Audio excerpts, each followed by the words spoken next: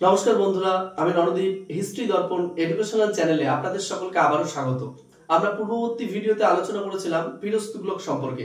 আজ আমরা আলোচনা করব পরবর্তী অংশ ফিরোজ তুগলকের। ফিরোজ তুগলক কিন্তু 1351 থেকে 88 পর্যন্ত তিনি কিন্তু শাসন কার্য পরিচালনা করেছিলেন। তার নির্মাণ কাজে স্থপতি ছিলেন মালিক গাজী সাহানা, মনে রাখতে হবে। এছাড়াও তিনি চিকিৎসার জন্য দারুল সিফা নামে একটি বিভাগ প্রতিষ্ঠা করেছিলেন।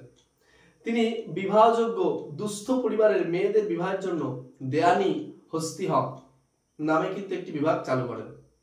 তিনি যুবকদের অর্থদানের উদ্দেশ্যে দেয়ানি খয়রাত নামে একটি বিভাগ চালু করেন। এই বিষয়গুলো আমাদের মাথায় রাখতে হবে। শুধু তাই না, তিনি উড়িষ্যার পুরীর জগন্নাথ মন্দিরের মূর্তিগুলো কিন্তু ধ্বংস করেন। তখন উড়িষ্যায় রাজা ছিলেন ভানুদেব, এটা আমাদের মাথায় রাখতে হবে। তিনি কাটিহার অভিযান করেন 1380 সালে। তিনি বাংলা প্রথম অভিযান করেন 1353 সালে, তখন শামসুদ্দিন ইলিয়াস শাহ বাংলায় শাসন করতেন।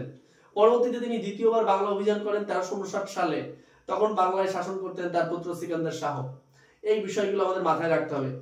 তিনি প্রথম সুলতান যিনি দাস রপ্তানি বা এক্সপোর্ট করা বন্ধ করে দেন।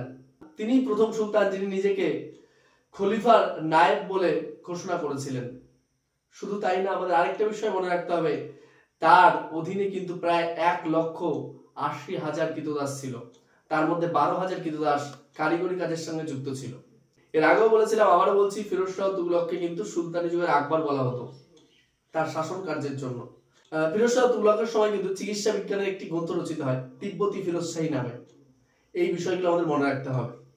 আশা করি সকলের ভালো লাগলো। পরবর্তী ভিডিওতে আমরা চেষ্টা করব লোদি বংশ এবং সৈয়দ বংশ সম্পর্কে সম্পূর্ণ আলোচনা করার। আর তুমি যদি চ্যানেলে নতুন হয়ে থাকো, অবশ্যই চ্যানেলটিকে সাবস্ক্রাইব করে নোটিফিকেশন অন করে রাখবে। ধন্যবাদ।